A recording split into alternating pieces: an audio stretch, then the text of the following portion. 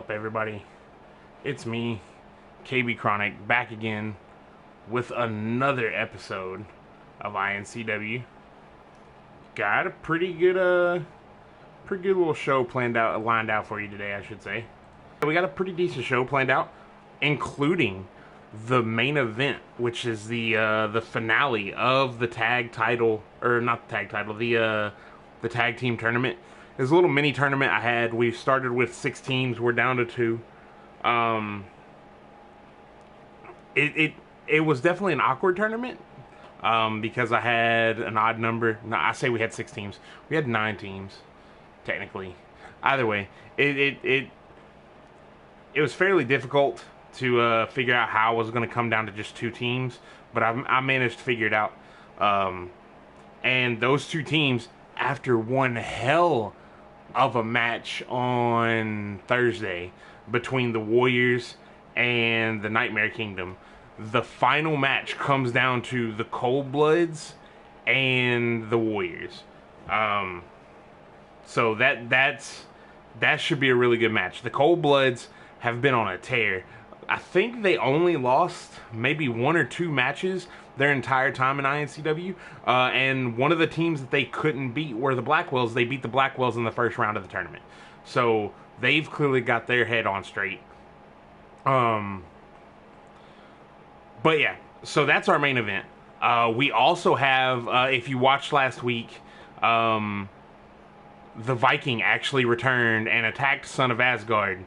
But Son of Asgard, of course, with Viktor Sokolov in his corner, ended up getting the upper hand on the Viking, even though the Viking wasn't even supposed to. We honestly all thought that Son of Asgard was the Viking. You could tell by the names that, yeah, that should have probably been the same person. I was caught off guard because I was firmly ready to believe it. A lot of other people were caught off guard too, I think. Or at least that's what the chat led me to believe. But yeah, so we've got a match between Son of Asgard and the Viking. Of course, Viktor Sokolov is also going to be in the corner, like I said.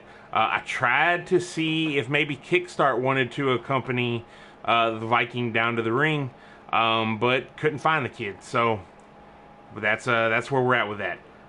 We also have a Prospect Championship match, because like I said last week, we're going to get back on the roll of defending the Prospect title every Sunday. The Prospect title match is going to be between Big Time Sexy and Pantero. They had a nice little best of 3 series or whatever, and Pantero ended up coming out ahead. Now we're going to see how he does whenever the title's on the line. Pantero had a very, very difficult match against a newcomer, Iron Duke Taylor, last week, and he managed to pull out a victory over even though he was outweighed. The size difference was ridiculous. Pantero, I'm not sure on his height and weight, but I can assure you he is much smaller than someone who is 6'10" and like 311, 315 pounds, somewhere in there. So yeah, there was no reason Pantero should have got out of there with that, but he did. We're also going to have a Falls Count Anywhere triple threat match with Kojo versus the Dragon Victor versus Grand Kahuna. Those guys have destroyed my rings. They've destroyed the backstage. They've destroyed everywhere. So now we're just going to let them have at it again. Even if nothing comes from it, it's still a hell of a match to watch whenever any combination of those 2 or any combination of those 3 is in the match. And then for our opening match, as you've been seeing on the screen the entire time I've been talking, we have an 8-woman over-the-top rope battle royal. Of course, we got Alexis Rose, Bad Bunny, The Witch, Ziva, Babyface, Candy Heart, Tasma, and Miss Vixen. These 8 women will be fighting to determine who the #1 contender is for Susan Ray's title. Let's see, we are about a month out from the pay-per-view, somewhere in there. maybe a little bit more. The pay-per-view is going to be on August 11th, the same day as SummerSlam. That way it's easier for me to remember. But yeah, so it's gonna take a while to get there, but we got this. That's what, like 8 episodes. It's 4 episodes of undercard. It's 4 episodes of iNCW Live. We should be good to go. One more thing before we get this started. Actually, I'm gonna go ahead and get everything going while I'm getting to this point. Because Thursday is the 4th of July, instead of doing undercard, well, actually, no, it's still technically undercard, but it's going to be a special edition of undercard. Instead of it being the typical 3-match format where we have 3 matches and then the show's over or whatever, we're going to do a King of the Ring tournament. We haven't done a King of the Ring tournament since last season. If you'll remember correctly, it was kind of one-sided because we were in the midst of PWA invading iNCW, so we had PWA scattered all through the King of the Ring tournament. Hopefully this year it won't be the same. I'm keeping all of the participants a secret for right now. They'll be revealed, of course, the day of. You'll be able to see it in the brackets and whatnot. But yeah, it's if it goes the way I think it's gonna go, it's gonna be a hell of a day. Hopefully you guys won't mind skipping out on popping some fireworks to watch. But if you do want to pop fireworks, you ain't got time to watch, that's also 100% fine, because every episode goes to our YouTube channel, specifically Undercard, because it's streamed on YouTube. But yeah, every Tuesday, the iNCW live from Twitch, that goes up on our YouTube channel. So if you miss anything, you tune in, catch it there, be good to go. Also, I don't have a whole hell of a lot to update on just yet, but I will be going out of town to New Orleans the last part of July, like the last weekend of July. Actually, I'm leaving on the last Thursday of July, I believe it is. So, of course, I won't be able to stream Undercard while I'm on the road. Just like I won't be able to stream Sunday while I'm on the road. So what I'm going to try to do is maybe do back-to-back episodes, one on YouTube, one on Twitch on Monday, or maybe Monday and Sunday, or Monday and Tuesday. I don't know. We may even end up having 2 super huge shows on Sunday, and then just do a small one on Monday or something like that. I don't know. That week, there's either going to be a lot of iNCW or there's going to be very little iNCW. I just haven't figured out which way I'm going to do it yet. Nothing's really sparked my creative flow, I guess. If you're new to watching iNCW, I don't respond to the chat too often, if ever really. I spend a lot of my time just calling the matches, trying to keep everything going, keep everything tied together so y'all know what's going on, and I know what's going on. So like right now, we got our former iNCW Women's Champion, Candy Hart, making her way down to the ring. Oh, that's not Candy Hart. They just use the same fucking music. That's cute. Anyways, so we got Alexis Rose coming to the ring. I was terribly mistaken.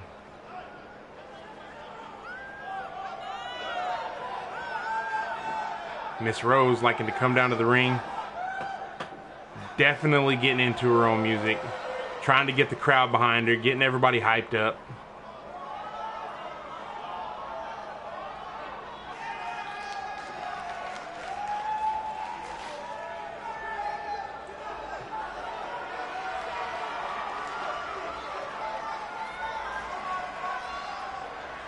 Dang, I mean, I can't do the split, so that was pretty impressive.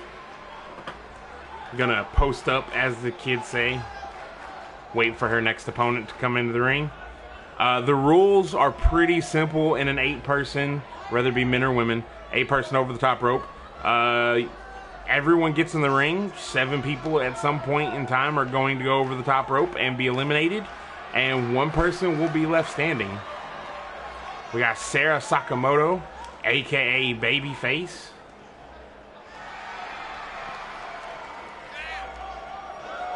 She's the few matches that she's had here in iNCW have been at the least, they've been entertaining. At the most, she's actually fairly talented. She's strung together a couple of wins there for a little bit, but then just kind of got lost in the shuffle. That's one of the issues I'm running into right now with 50-plus superstars or wrestlers, whatever you want to call them. With 50-plus athletes in iNCW, people get lost fairly easily. That was one of the reasons that led me to firing the entire Briggs family last week. I know it was off guard, but you know, it was one of the things that had to be done. Bad Bunny, the valet, the female equivalent to Big Bunny and The Bunny,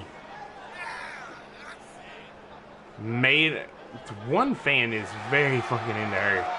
But anyways, that was weird. Made her debut, I believe, like 2 or 3 weeks ago. Got a mixed review. Got a mixed reaction whenever she came out here. Probably gonna get about the same reaction now.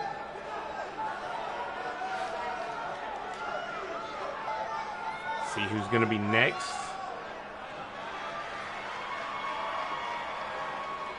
Was I wrong? I was wrong.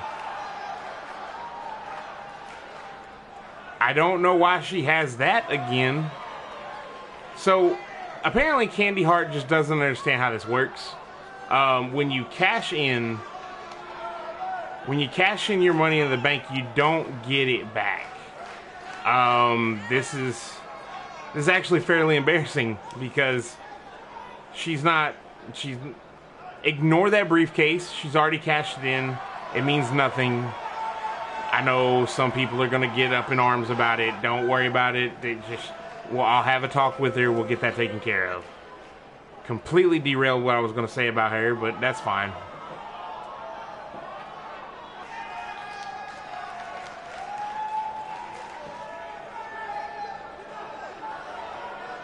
As the crowd waits patiently with bated breath for the next person. We are 4 out of 4 in the ring right now. Here comes the witch.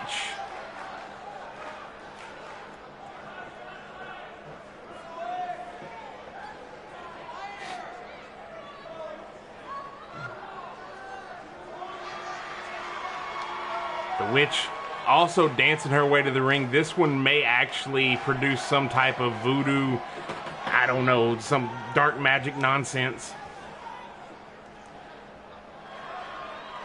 Sliding down to the ring. Amazingly, her crown never came off.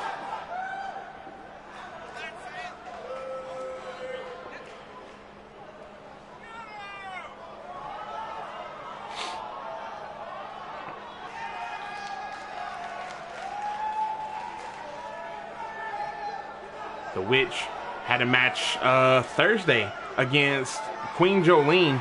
Actually came out pretty successful in that. It is almost a squash match. I'm not gonna lie to you. Queen Jolene has definitely lost a lot of her step. Looking to maybe get that back, but the Witch was taking full advantage of it.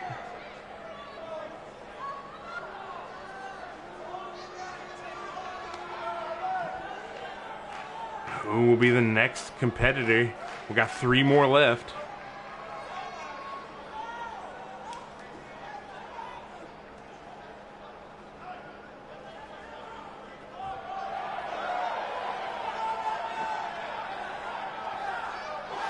Who is this? Oh, Tasma. Tasma made her debut about the same time that, oh, I forgot. There was somebody else who made their debut. But anyways, Tasma's definitely looking to make a name for herself. She was successful. I'm fairly certain she beat Queen Jolene on her first night.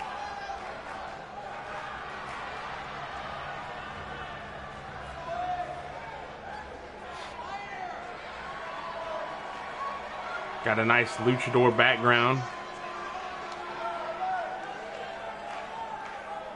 Hyping up the crowd. That's one thing about the women's division. They will hype up the crowd more than anybody. For obvious reasons, I guess. They put on some of the best shows that we've had this season. Aside from that tag team match that we saw Thursday, I think the women are the only ones who had any type of match of the year candidate involved in all this.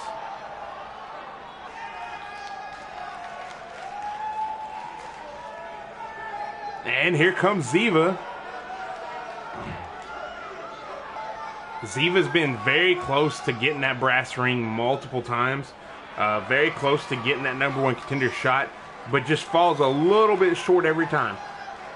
Hopefully, she'll be able to pick her spots wisely in this 8-woman match and eliminate the people she's got to eliminate and move on to face Susan Reyes.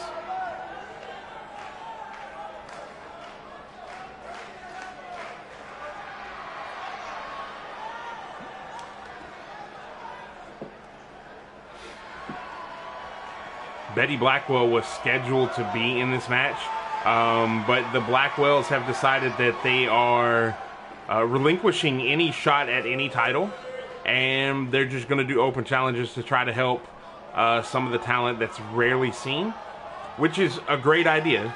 So if any of the talent in the locker room is listening, I would suggest that you respond and you answer the call for the Blackwell Open Challenge. If people respond to it, if people accept the call out, hey, look, go ahead, challenge the Blackwells. I'll figure out a way to fit you in the next show. Of course, you won't necessarily be able to fit into the next undercard because that's the tournament, but you will get in the show. You will be utilized to the fullest of your potential if you answer that challenge. And that's not just me blowing smoke up your ass. I legitimately want to see new talent. I want to see people thrive. That's what the prospect division is for, and that shit has actually gotten fairly stale, so we need all of the people to step up that want to. Makes it a lot easier too if you do that, if you accept an open challenge instead of just waiting on me to give you a spot, because like I said, people get lost in the shuffle. And here we go. Ziva quick with the DDT on Miss Vixen. Tasma and Bad Bunny going head to head.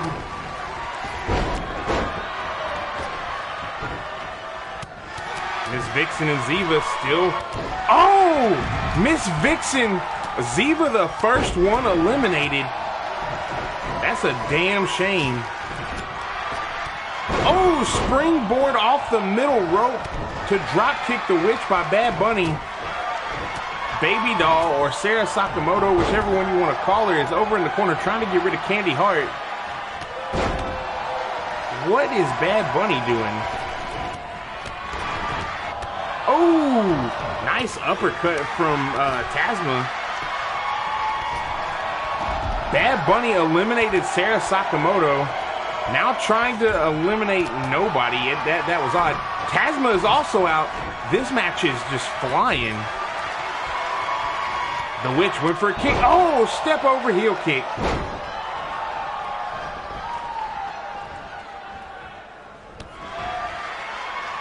Bad Bunny and the witch both laying under the bottom ropes. If you don't go over the top ropes, you're not eliminated. Miss Vixen saw what Bad Bunny was planning right there. Gonna take her, try to put her in the ropes. Kick to the leg. Candy Hart fighting back against Miss Vixen. Oh, the witch with the Spanish fly. Alexis Rose, the underdog in here. Not much has been mentioned about her. Not much has been said about her. We don't know where she's going to fall in this whole, in the shuffle of things, or in the whole grand scheme of things. But she can prove herself here, working on doing it with a reverse neck breaker. And then go straight after Bad Bunny. Oh, went for a toe kick. Bad Bunny has her up. Oh, atomic drop. Then a drop kick to the back, sending her face first into the turnbuckle. Alexis Rose, Miss Vixen tried to get the upper hand on her. Bad Bunny has her into the ropes. Trying to throw out. Is Candy Hart going to help? Candy Hart and Bad Bunny trying to eliminate Alexis Rose. Oh, they dumped her to the ring apron, but she held on. They're still pushing. Oh! Fighting her way free with a kick to the head at Candy Hart. Miss Vixen and the Witch just going head to head. Miss Vixen caught Alexis Rose with that back body drop. Candy Hart looking for a drop kick, missed every bit of it.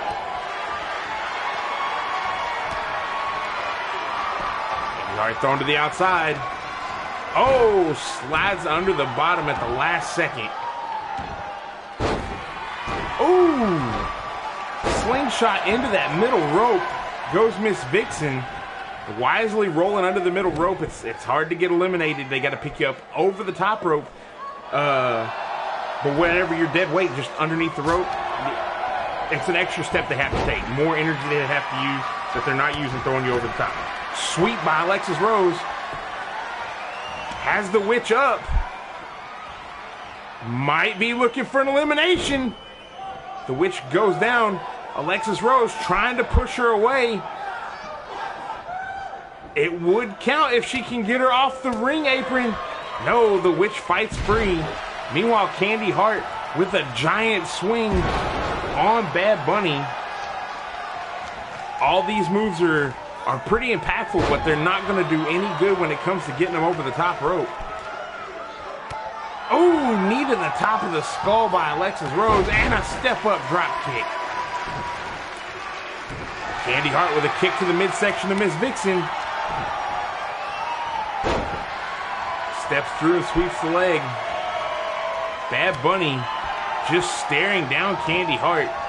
What the hell is she thinking? God only knows what any of these women have in mind right now. Candy Hart going for something. Miss Vixen counters. Bad Bunny is just standing in the ring, occasionally taking a few steps. Oh! Fireman's carry into a cutter by Miss Vixen. As the Witch counters with the jawbreaker. And then a step up enziguri. Shoulder tackles to Candy Hart. Bad Bunny still has done nothing in this match aside from move around. And no one's paying any type of attention to her.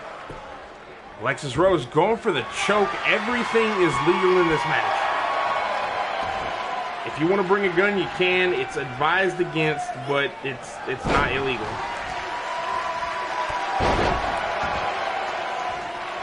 Drop kick by Vixen. Bad Bunny.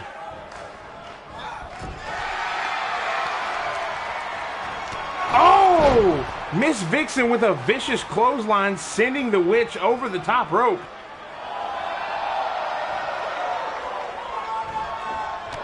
Candy Hart kicks to the thigh.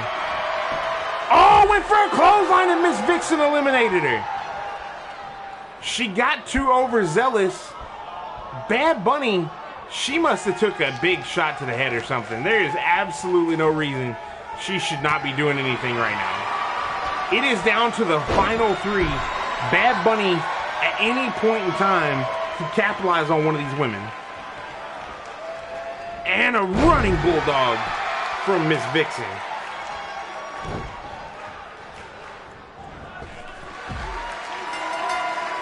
What the fuck is going on here?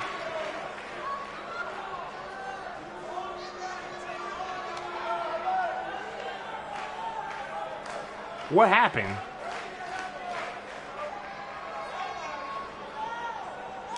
What actually happened? Bad Bunny was still in the match. Why is the music playing? Why are we watching replays?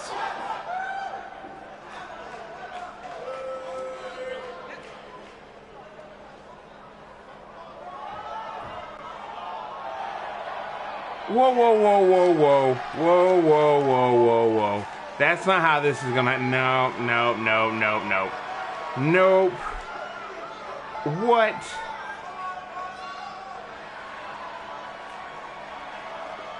That's how we want to start out a show right there. Just out the gate, nonsense. That's fine. It's almost like I don't own this company or something. It's almost like I have absolutely no say-so on what happens.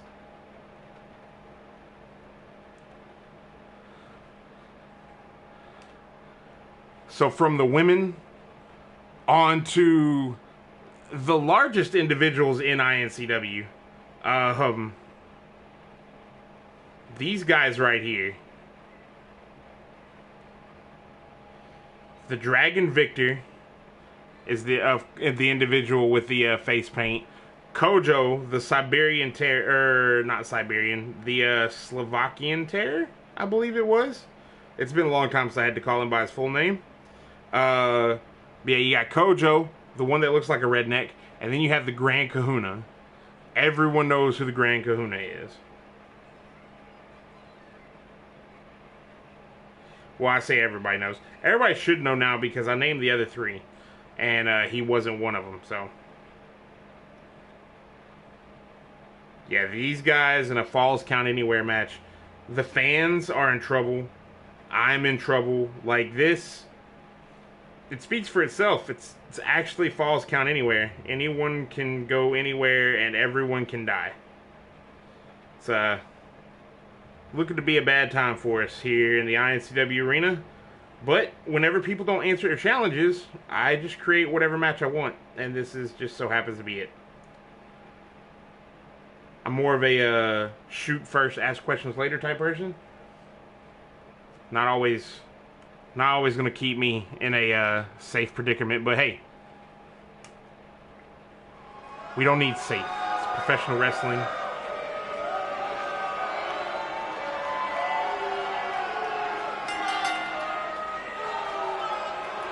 Dragon Victor making his way down to the ring. This is a large individual.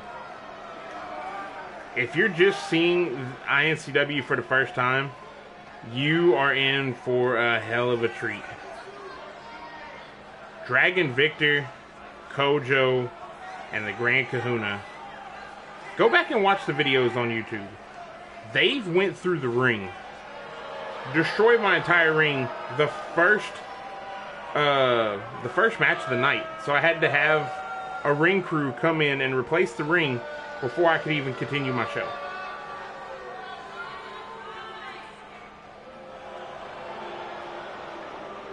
It's some of the biggest guys, if not the biggest guys on the roster. I try to keep them, I don't keep them out of the title hunt on purpose. But they've just been so focused on killing one another that none of them have gotten any real title shots aside from Kojo. And Kojo got that long before these guys started beefing with one another.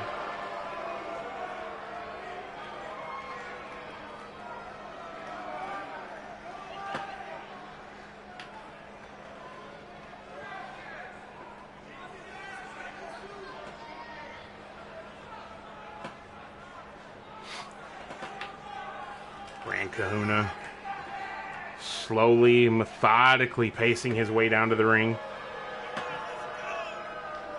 The fans, not necessarily behind him, just want him to get in the damn ring so we can get this show on the road. Normally I would agree, but I'm not going to tell these motherfuckers what to do.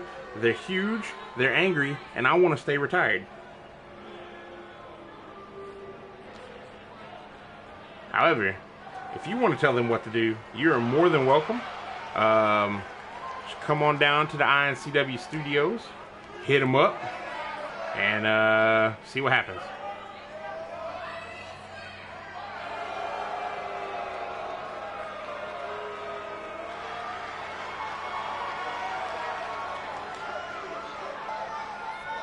Here comes the original iNCW big man himself, Kojo.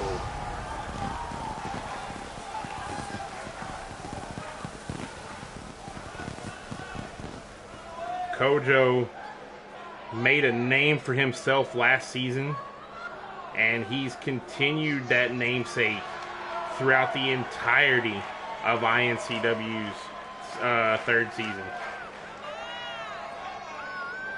Dude is a monster.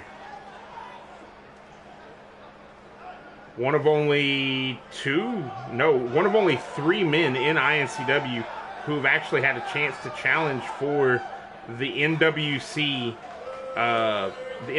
World Title. Did he win? Absolutely not. Otherwise, he'd probably still be holding it. But that's not the point. The fact of the matter is, he had a chance at it. He took the chance. He got out-wrestled by Cowboy, Outlaw Billy Cody. But he was there. He can say he's done it. And here we go. Dragon Victor immediately out of the ring. Kojo taking time to pander to the crowd, as always. Grand Kahuna. Look at all of them just taunting. Automatically. Oh! Running STO. Dragon Victor went for the spear. Glancing blow off of Kojo, but just enough to knock the wind out of him, take him off his feet. Sweeps for leg 2. Oh! Ho, ho. We almost got a 3 count. Grand Kahuna flying through with the elbow. These guys are moving like cruiserweights. This is not good. Oh!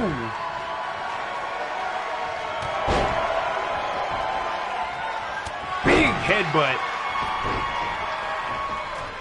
Dragon Victor going outside, chasing Kojo down. Grand Kahuna chasing all both of them down. Oh! These two, you would think normally in a triple threat match, you would have a point where two guys team up on another one, but these three just want to beat the hell out of each other. So they're throwing flurries, hitting one another, stopping moves from happening, breaking counts that don't necessarily need to be broken. Like right here. No rope break. Oh! But Kojo with the knees to the back of the head.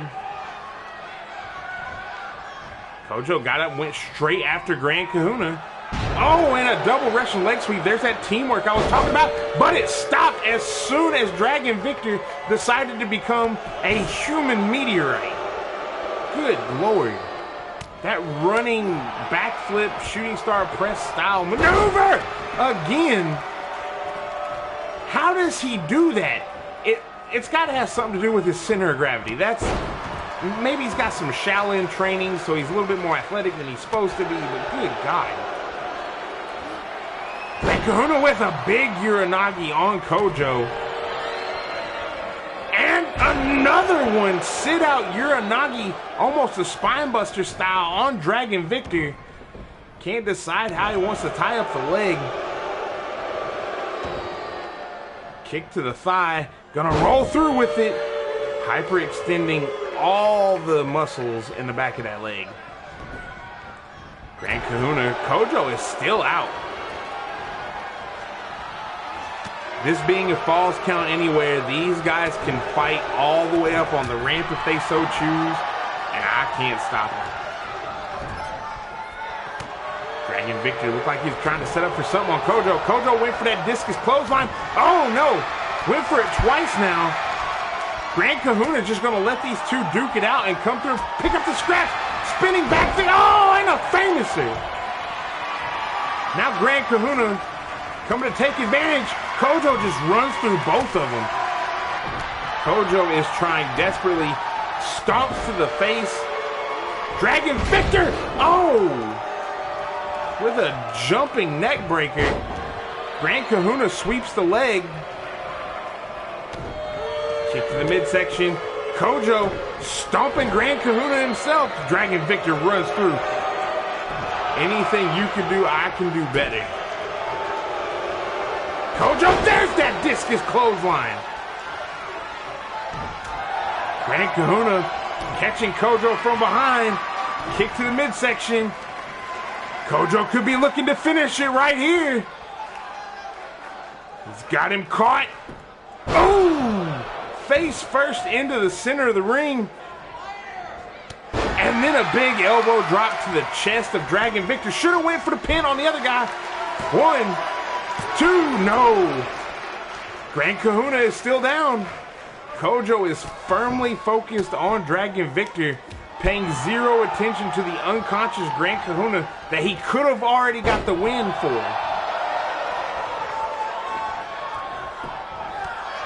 Knee to the gut. Oh, and then a famouser again. Gran Kahuna taunting in the corner. Oh! Ran in like a head of steam. Dragon Victor got out of the way just in time using his deceptive agility. Oh, and a big splash. 1, 2, no.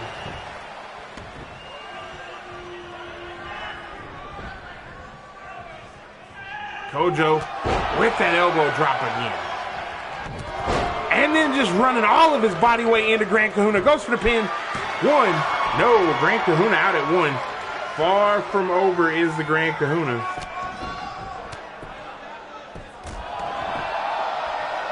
Releasing some rapid fire elbows. And a discus clothesline. Gran Kahuna may be unconscious. Oh! Oh! Cutter from Dragon Victor. Oh no. Oh! All that weight right on the chest. Goes for the pin. 1, 2. Oh! Kojo out at 2. Dragon Victor is beside himself.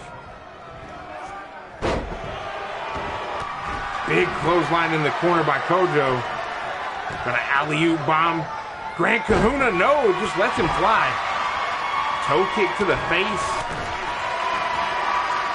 Now just dropping haymakers down on Dragon Victor. Dragon Victor shoving Kojo away. These three men are about the only ones who can just manhandle one another. Nobody else on the roster is going to be able to pull off these feats of strength. Just like that one. 1, 2, no. Kojo out at 2 again.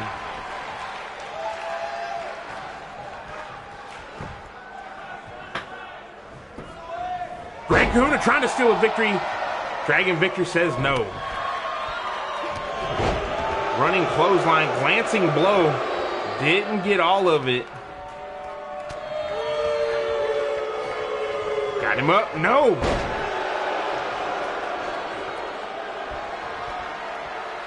Oh, sits on Gran Kahuna. And then a jumping neck breaker. Sends Kojo into the ropes. We've all seen where this goes by now. What is he doing? Dragon Victor has Kojo on the top rope. Oh! Jump up with a kick. Making sure he stays up there. Kojo has no business doing this. Kojo flexing to the crowd, showing everyone how strong he really is. We didn't need any of it. Busted open Gran Kahuna. Couple of kicks to the chest. Kojo's fatigue starting to set in. Dragon Victor making his way over to the ropes, using them for leverage to stand back up. Sends Kojo over the top rope. Falls count anywhere. Referee slides outside so he can get a better view. Dragon Victor should probably go for the pin right here. Instead, opting to try and, ducks under Gran Kahuna's clothesline. Gran Kahuna with the pin. 1, 2, no.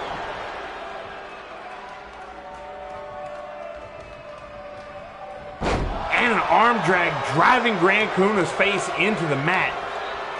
Dragon Victor has Gran Kahuna up. No, Gran Kahuna reverses into a power slam. Goes for the pin. Kojo breaks it up almost instantly. Kojo going for that discus clothesline again. Knee to the gut, stomps to the chest. Has a hold of Dragon Victor. What's he going to do, though? Elbow to the shoulder. Going to try to take some of the power game away. Ooh, short DDT. Goes for the pin. 1, 2. No, Dragon Victor out at 2. Elbows to the top of the head of Dragon Victor. Goes for the pin again. Great Kahuna breaks it up. And Kahuna and Kojo going to go one-on-one now. Kojo just sends him over the top rope.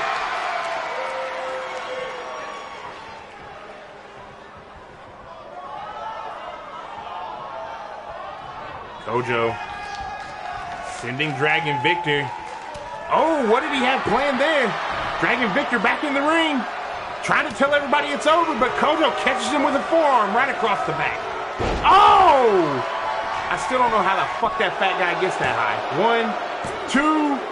Oh, Kojo out at 2 again after the 30th famouser. Sweeping the leg. Kojo gonna stomp on the midsection, going for a submission now. Has him in the Kojo clutch. Could this be it? No. Dragon Victor's fighting his way free. Slips out the back door. Grand Kahuna. Ooh, atomic drop. Grand Kahuna gets caught with a sweep. Dragon Victor's not paying any attention to him. 1, 2, no. Kojo out at 2 again. If you'll notice, Kojo's sunglasses have not come off for this entire match. He has by far the most indestructible eyewear in wrestling history. Kojo has the Grand Kahuna, has him turned over. Kojo can't get a pin, so he's going to look for submissions at every twist and turn. Nothing will be more disrespectful than making one of these two big guys say I quit.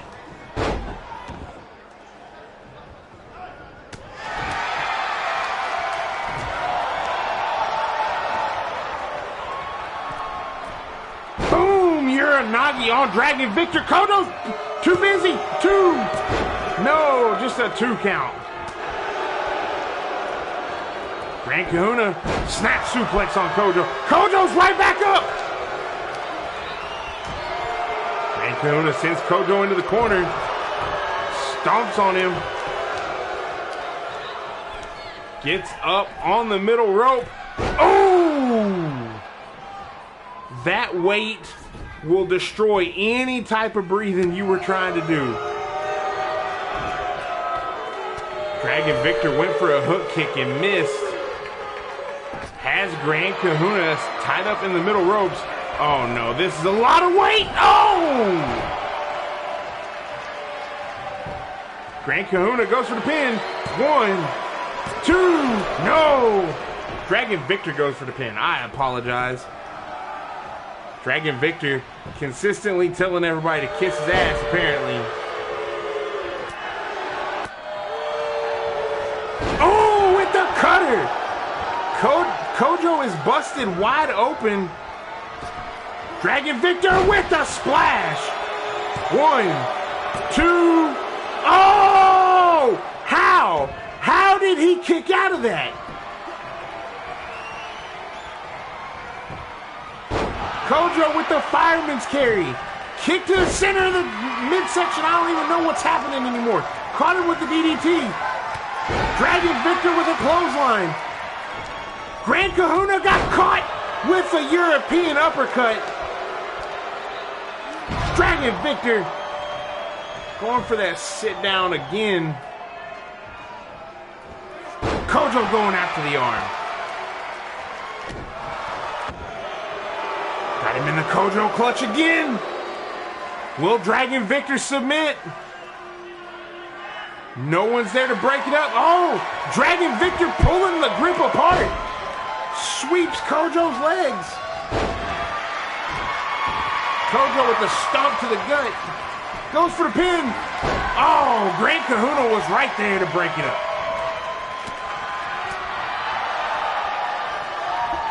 Grand Kahuna with the Samoan drop.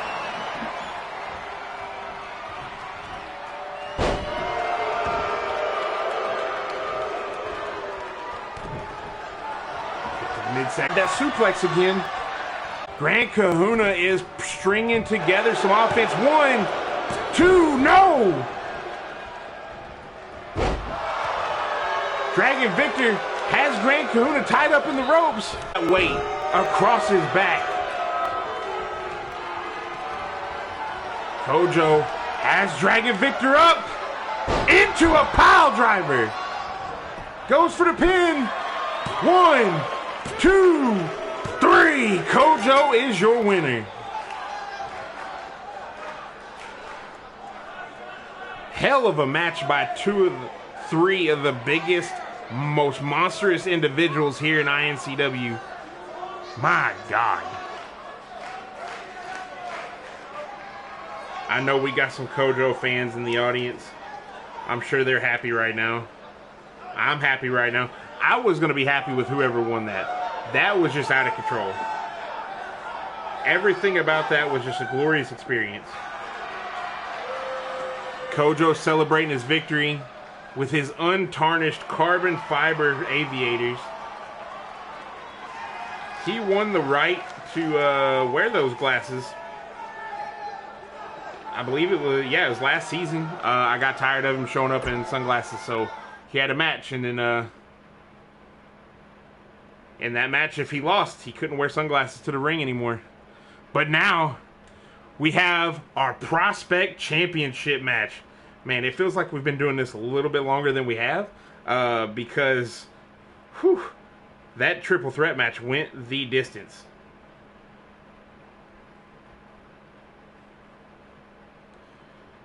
This time we have Pantaro defending against Big Time Sexy. Big Time Sexy may not look it from the picture, but he actually has a fairly decent size advantage on Pantaro. I know some people may be thinking, oh, well, that's unfair, and, you know, this, that, and the other. And trust me, I agree. It's not necessarily the ideal scenario, but whenever you win the Prospect title, whenever you get in the hunt for the Prospect Championship, you have to understand that it's anything goes. That title is for newcomers. That title is not for cruiserweights. It's not for heavyweights. It's not for any of that. It's for new people looking to break out, looking to get ahead, looking to get that iNCW heavyweight title shot. Now, maybe later on down the road, we'll have more titles to where we can have, you can have options. But as it stands right now, the only thing the iNCW Prospect Championship is going to get you is front and center for the iNCW heavyweight title.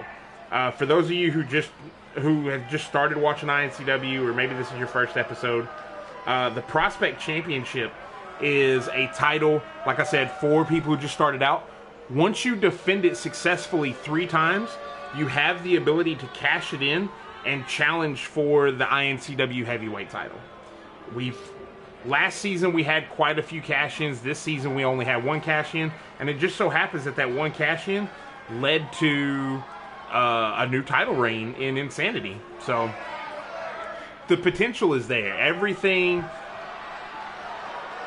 as long as you show up, you write your own story basically here in iNCW. Such is Pantaro. Pantaro showed up last season as part of the invasion for PWA, a former rival of iNCW. Pantaro showed up, invaded, did their thing, won the Prospect title, never defended it. But he decided that he wanted to be part of iNCW, you know, at least for a little while, just to make up for his transgressions, I guess. I don't know. He's a super honorable guy. So with that being said, I was like, you know, it's fine. Just go ahead, come on in. We'll move you wherever you need to go, or we'll figure out where to put you. And it turns out he ended up with the prospect title back around his waist in a matter of no time. Pantaro and Big Time Sexy have actually had some little decent amount of history here since Pantaro's arrival. So this match should actually be pretty decent. I believe Pantaro is up 2-1 in their little dispute. Big Time Sexy, not really the quintessential face of any type of promotion. But he's here, he does his work.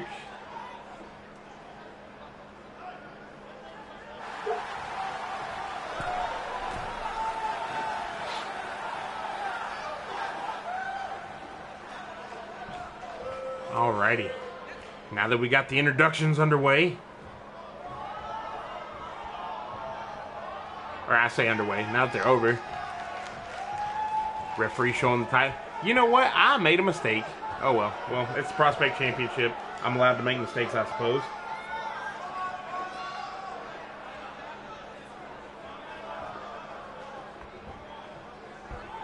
Pantaro's ready. Big Time Sexy's ready. Let's go. Collar and elbow tie up. More of a show of sportsmanship than we've seen in anything else so far today. Referee gonna separate him. Is it gonna be a clean break? Yeah. Pantaro comes out firing fists or feet and elbows. Goes under. Catches the arm. Goes to slow the pace back down. Oh! BTS with a sliding knee. Taking out the legs of Pantaro. I don't care how big or small you are. If somebody takes away your vertical base, you are done. And an inverted figure four. Good Lord. Pantaro manages to flip through. Oh! Catches BTS in the face.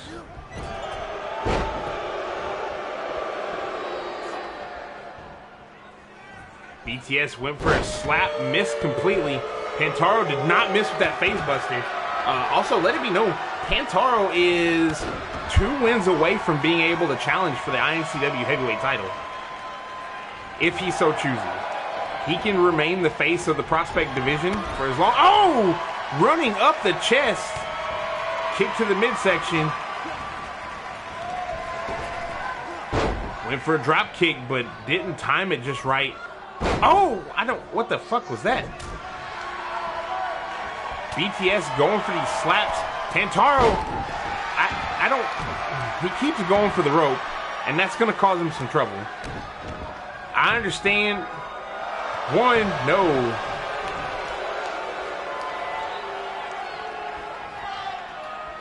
BTS has him in a front face chancery. Oh!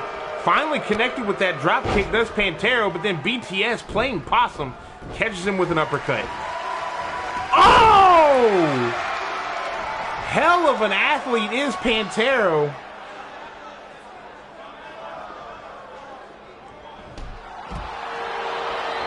Shot to the midsection. Pantaro going outside, not wanting to retain his title off a countout. Collar and elbow tie up. BTS shoves it away. Kick to the side of his face. Catches the kick that was going to the gut. Decides to get back in the ring because he knows that's the only place he's going to win it. Pantaro sends him into the corner. Could we be looking for the spider suplex already?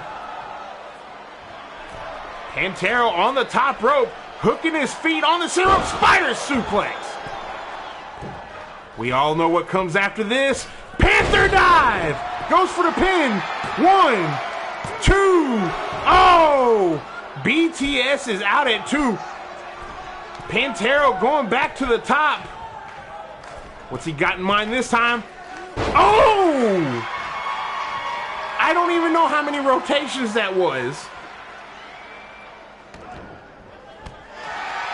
Kick to the back of BTS. And a leg drop on the arm. Just like BTS is going after the legs of Pantero to kind of slow him down. Pantero's going to want to go after the arms to keep BTS from being able to cinch in any type of hold. Couple of knees, or elbows to the midsection, rather. Pantero has him. Snapmare takeover. Oh, running drop kick to the side of the head. Now he's going after the leg. Pantero just putting on a clinic right now. Taking apart BTS, the larger opponent. Oh, went for a drop kick again. BTS just shoved it off. And a head scissors takeover when BTS wasn't paying attention. BTS is real quick to try and get the crowd for or against him. And Pantero is going to capitalize with his dragon sleeper. No. Couple of knees to the head. Make sure he lets that go. And then an elbow right to the face. Stomp on the arm. BTS, if I'm not mistaken, he hasn't had any title matches since his debut here in iNCW. Oh, with the cutter. Gonna go for the pin on Pantero. Oh no, he's setting up for something else. Kick to the midsection. Comes off the ropes. Oh! His own version of like a face buster. 2. No, Pantero's out at 2. Almost had a new prospect champion right there. BTS can't win the right way, so he's going to go ahead and try to win any way possible. Strong Irish whip, sending Pantero into that exposed turnbuckle. Has Pantero up. Oh! Pantero now fighting back. Sends Big Time Sexy into his own trap. Oh, with the slide. Pantero busted his face open on the floor. Wisely rolling to the outside. Cannot win out there. Or can't lose his title out there either. Fireman's carry takeover. Looked like Pantero's knee may, or back of his foot may have caught that steel step. BTS, wait, BTS is, I don't know what's happening. Oh, the ref got kicked. And a jump up leg lariat. Goes for the pin. 1, 2, no. I must have missed when BTS got busted open. Pantero trying to decide what corner to go to. What is happening right now? Pantero looking to maybe catch his breath. Took a little bit too long there. Luckily, BTS didn't capitalize. Rolls through. Going for an airplane spin. Takes BTS back down. Now Pantero going to the top rope. Gonna try to stick it again. Panther dive. 1, 2, 3. Pantero retains for a second time. Will he be able to keep this streak going? Will he catch the third win?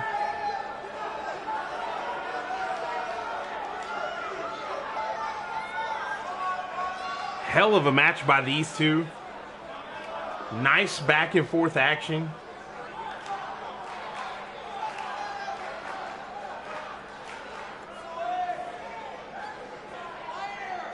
Pantero definitely looking to make a name for himself. Putting up with a lot of punishment in that match.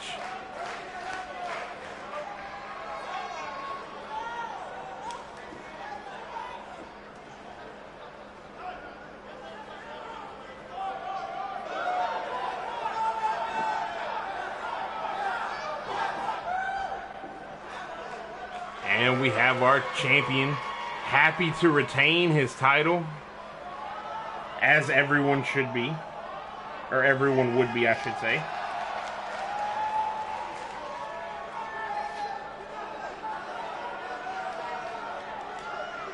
Who could the next challenger for Pantero be? with the Blackwells out of title contention, with the two biggest threats to Pantero's title coming for him already. Like, we don't know who else could be here. Pantero may just be the top of the food chain. And then I remember these three individuals. Son of Asgard on your left, the Viking on your right. You'll notice that these two individuals look very similar, and for the longest time, it was believed that the Viking and the Son of Asgard were the same person. Son of Asgard actually debuted shortly after Viking lost a match against Death, who we have not seen in quite some time, I might add. Death beat the Viking in a loser leaves iNCW match, and yeah, Viking lost. He was gone. Son of Asgard shows up, becomes the iNCW Prospect Champion almost instantly. At which point we have to wonder, why is the Viking doing this and whatnot? Turns out it wasn't the Viking. It was someone else. We still don't know who it is. We still have zero clue who the Son of Asgard is. We just know now that it's not the Viking because they're in the same place at the same time. That is a damn good telling factor that the Viking and the Son of Asgard are not the same person. Son of Asgard changed up his gear, of course. Not wanting to be confused with the person he was impersonating, apparently. Hell of a time to decide that, but, you know, here we are.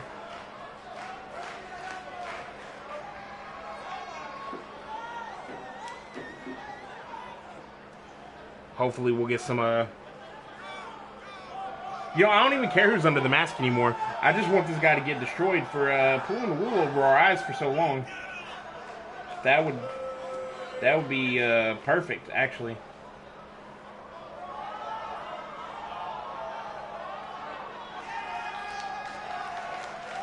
You got Victor Sokolov. Victor Sokolov and Son of Asgard. I almost called him the Viking again. It became a habit.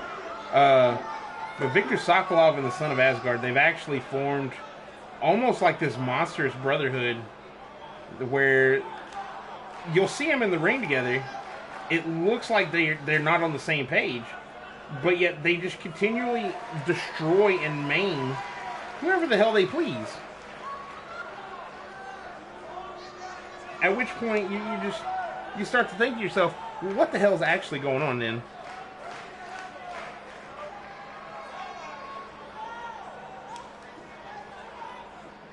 The first time the Viking has been in an official match since April, I believe? April or March?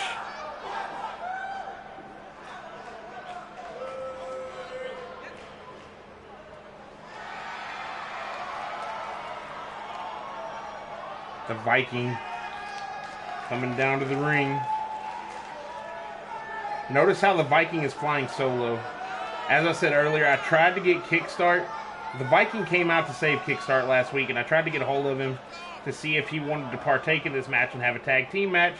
And Kickstart couldn't be found. I tried to ask Candy, his wife, who you saw earlier tonight.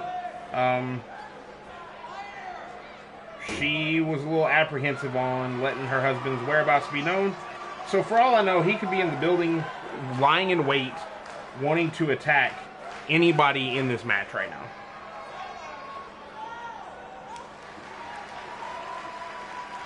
He could want to attack the Viking because he believes the Viking's part of it. He could want to attack Victor Sokolov and Son of Asgard, which is completely justifiable at this point. I don't know. There's a lot going on, and I am confused by most of it. If you'll notice, Son of Asgard is no longer rocking those tattoos. Apparently, It was just a well done paint to continue with the charade. Anybody who thinks that you can't have paint just chilling on your body throughout an entire wrestling match, just go watch any painted person wrestle. Oh! Big kick. Didn't take Viking down, but the clothesline did.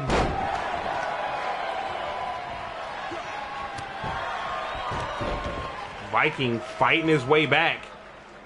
Viking slightly had the upper hand on Son of Asgard last week whenever he came in, but then the numbers game got the best of him, or got the better of him, I should say. Viking goes low. Oh, Son of Asgard catches him, knee to the gut, big kick to the face, and Viking still doesn't go down. Sweeps the leg, and knees to the knee. The Viking up into a gut-wrench suplex. Stomping on the back. Elbow drop straight to the chest of the Viking. Goes for the pin. One, no.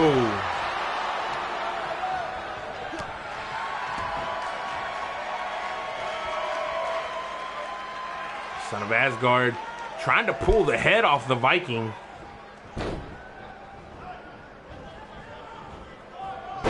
And big back body drop by the Viking. Has Son of Asgard up. Gonna hang him. Oh, just throws him to the outside. Viking following in his footsteps. Oh, with a big punch. And then a kick to the side of the head. Goes for another punch. These two men's style mirror each other so damn much. Just some big brutish brawlers. Son of Asgard slamming the head of the Viking into the guardrail. The Viking went for another right hand. Son of Asgard countered. Oh! Hung him out to dry on the top rope.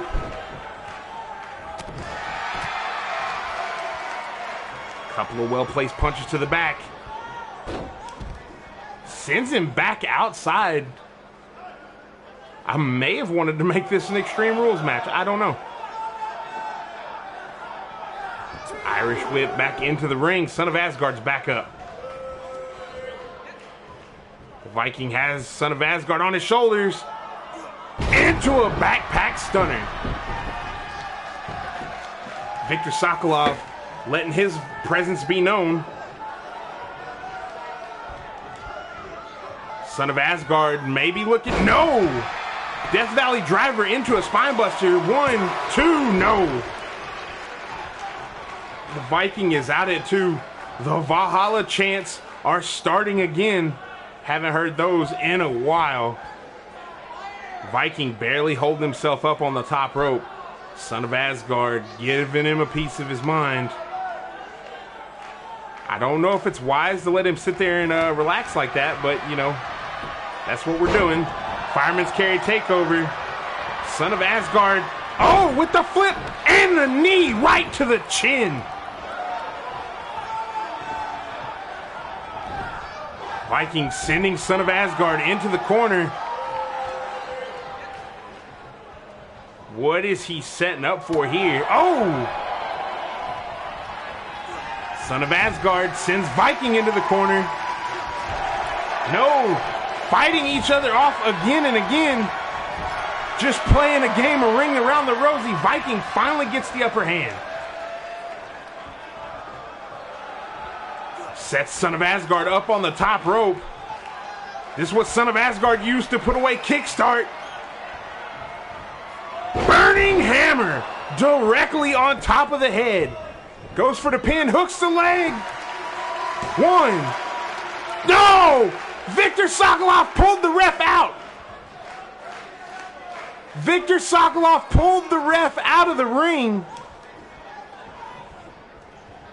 You would think the ref would be trying to get rid of him at this point. Inverted DDT. Son of Asgard has Viking up again.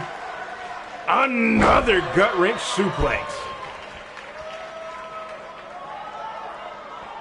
Viktor Sokolov is a dangerous asset to have against you and a dangerous asset to have on your team. The Siberian psychopath sitting out there laying in wait. Son of Asgard going for his own burning hammer now. No one's here to pull the ref out for the Viking. Spiked him on his head. Rolls him over. There's a rope. Ref, the ropes. Ref, the ropes. Oh my God. Viking's hand was all under the ropes. You've got to be kidding me.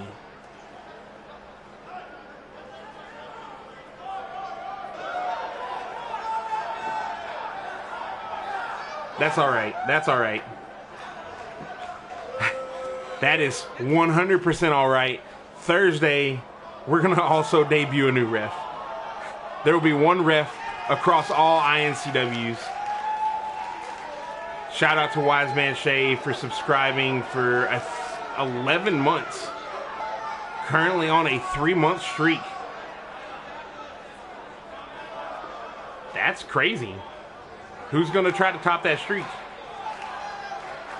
Anybody want to subscribe?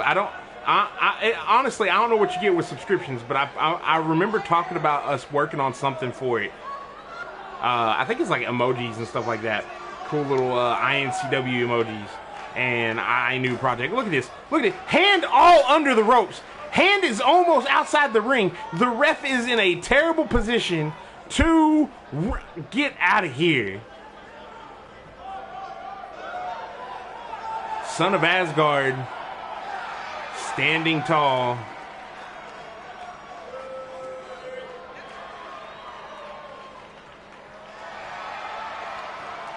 The man in black pandering to the crowd. This has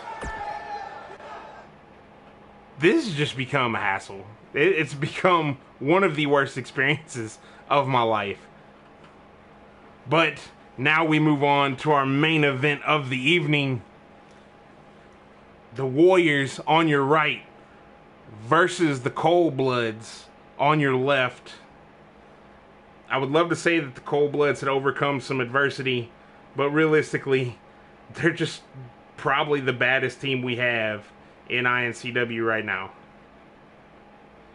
No adversity to overcome, just them showing up and doing what they do best and taking over the entirety of the locker room. Not a tag team in the business has been able to stay undefeated against them.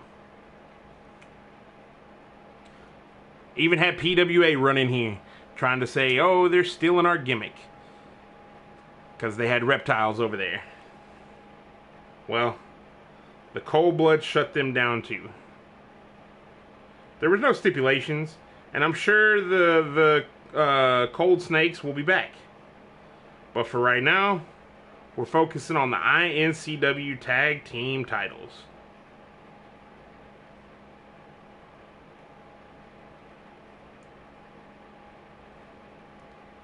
Thursday, the Cold Bloods got to sit backstage,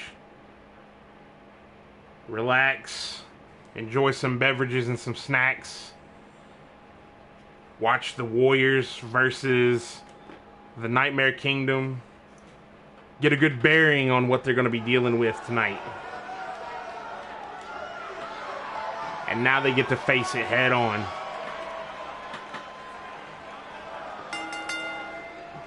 I apologize if you can hear all the rummaging around. I'm trying to organize things to where I can better access my desk, because I've had some issues here recently.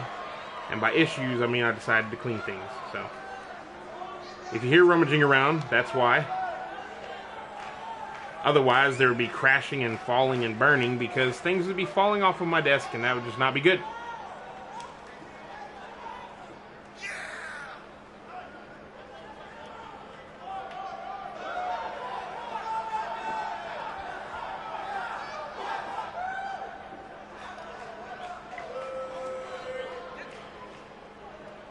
Cold Bloods.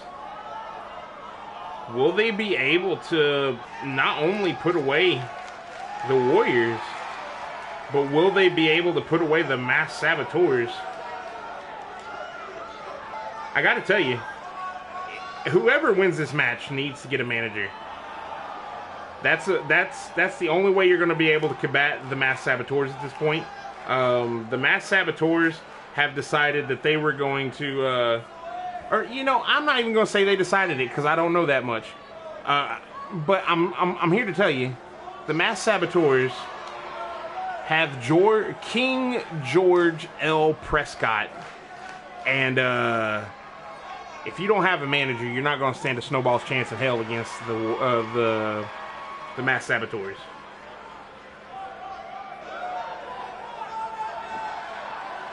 It's a vile man. Surprised he hadn't said anything in the past couple days.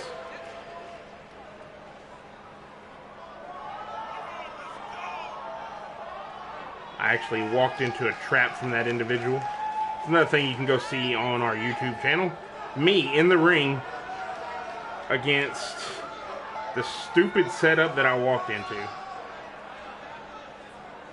Had absolutely no reason being in that ring. Decided to get in that ring anyways. And I paid for it dearly. But hey, we live and learn, right? I learned that if I'm going to get retribution on George Prescott, I'm going to have to do it on my terms, in my way. So that's what I'm going to do. And here we go. Crusher flies across, but Chameleon doesn't even stumble. Crusher with a kick to the midsection. Oh, looking to put it away quick. Had almost $1 million dream type maneuver on there. Oh, Chameleon with the clothesline to the back.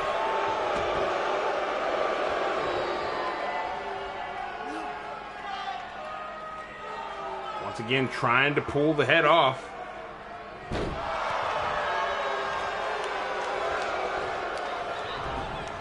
Chameleon sends Crusher into the corner. Looking to get some type of offense going.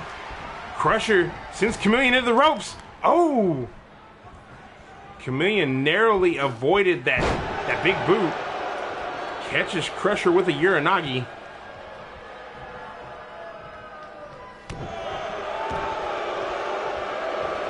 And a wheelbarrow suplex by Reptilian.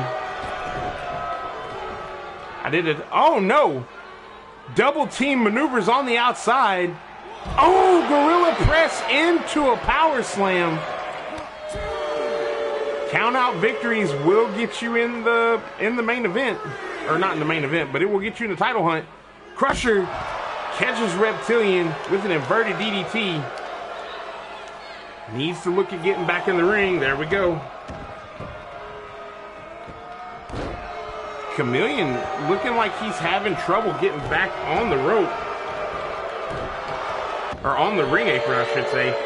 This is quickly going to become a 2-on-1 affair. Has Reptilian's legs tied up.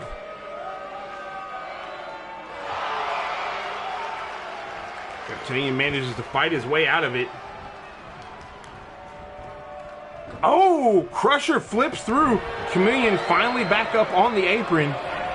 Reptilian sends him into the corner and a big clothesline.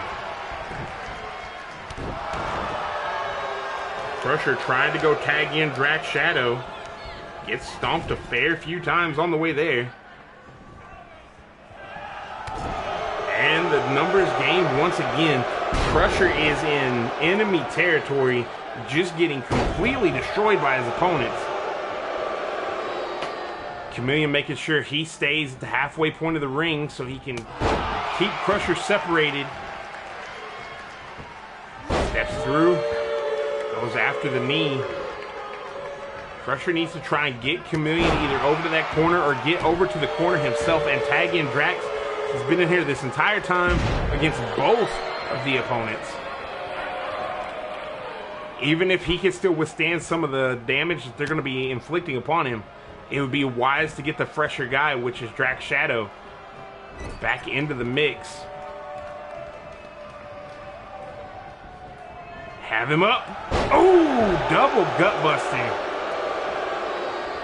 Reptilian now doing the same as Chameleon, making sure he stays between Drax and Crusher. Crusher gonna try to grind some of the wind out of him.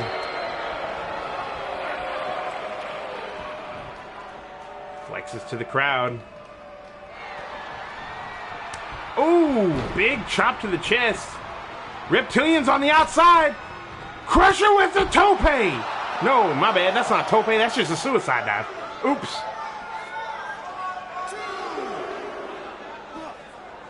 Crusher going for a belly-to-belly on the outside. Not the smartest move right now. That is the one setback to the Warriors. They both believe that they can handle the matches themselves. Drax needs to get down there and assist him in some way, shape, or form. Crusher gets sent back into the ring. Reptilian, oh, with a big boot to the side of the head.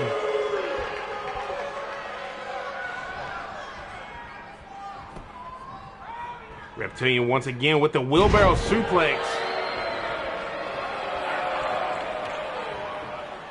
Telling the iNCW universe that your favorites are not welcome here.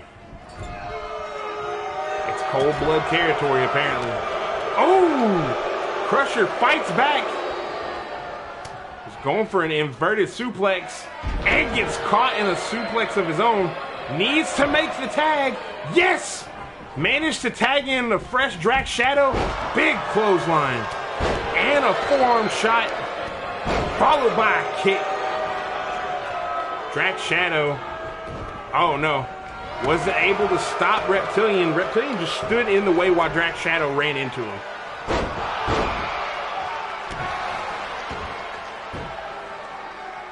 The Cold Bloods slightly remind me of the Steiners. Got him in the Rings of Saturn.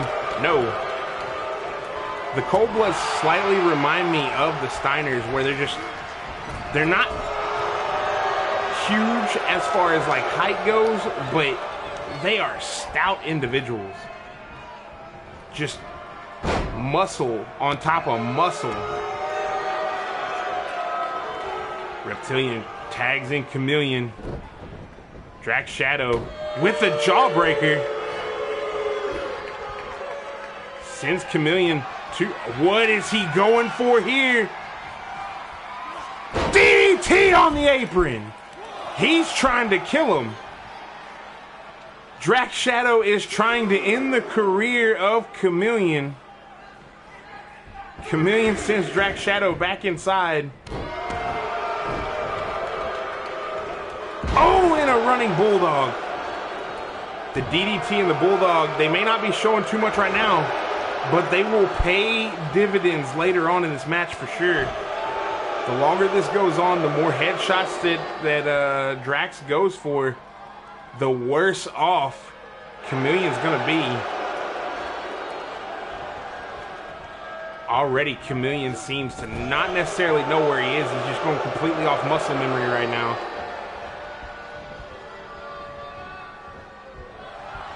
Oh! Double shoulder. Oh, and a wishbone! Chameleon managed to somehow levitate himself to his feet. Big sledge, followed by another big sledge. And then a jumping clothesline by Crusher. Oh! Went for that running knee. No one was home. Chameleon now just laying waste to Crusher, busted him wide open. Oh, and the bell clap clothesline sends Chameleon into the turnbuckle again. Chameleon tags in Reptilian. Sending Crusher off the ropes, double back body drop. Simple yet effective.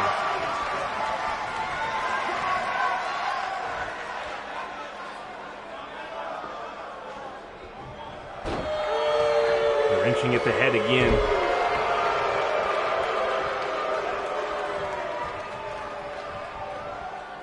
Reptilian, oh, had Crusher up on his shoulders, but Crusher fought free. Snap suplex. Goes into a pin. 1, 2, no.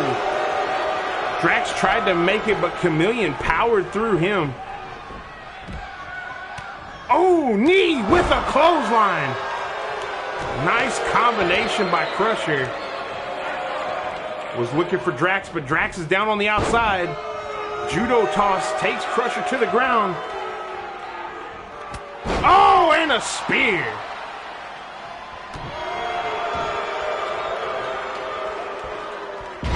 Wheelbarrow suplex yet again. 1, 2. Oh! Crusher out at the count of 2.5. Got his arm tied up. Goes through. Oh! Reptilian right underneath the ropes. Fancy how the ref caught that one. Anyways. Crusher gonna send Reptilian into the corner again. Tags in Drax. And the Warrior combo. Double stomp to the back. Goes for the pin. 1, 2, no. Chameleon in once again to break it up. Clothesline by Drax. Didn't necessarily catch all of it. Crusher sent to the outside by Chameleon. Reptilian and Drax fighting it out again. Elbow to the midsection. Drax making some space. Fireman's carry takeover. Oh, big boot from Chameleon. Drax is right back up. Sends Chameleon into the corner. Are they going for it again? Another Warrior combo. This time with Reptilian down on the outside. Will they be able to beat the Cold Bloods? 1, 2, 3. The Warriors are your winners. Divide and conquer.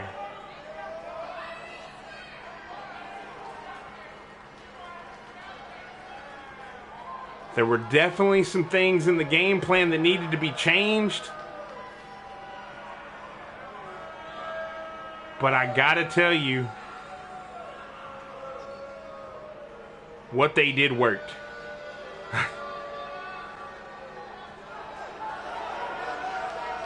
Crusher and a Drax Shadow celebrating their victory.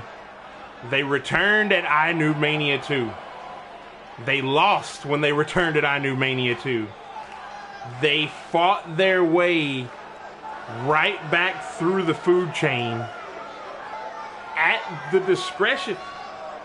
The fans were upset. The fans did not like how I chose things. The fans did not like how I picked my #1 contenders. So I did it a new way that was completely objective and no one would have anything to be upset about. And the Warriors came out on top. Well, it's been a hell of a match. Been a hell of a day. I see we've had a consistent amount of viewers in here, and I really appreciate that. Don't forget to catch us on Thursday night. Thursday night at 7 p.m. I go live with Undercard. This time around, it's on the 4th of July, so it's going to be a King of the Ring tournament instead of the full show. But yeah, we've got new #1 contenders in 2 divisions. Alexis Rose, I know I overlooked it, but Alexis Rose is the #1 contender for the women's title. We'll try to figure out that nonsense with Bad Bunny at some point in time, I guess.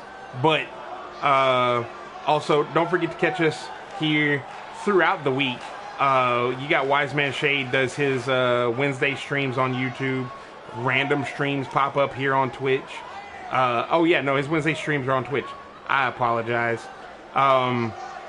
But yeah, you can watch him right here.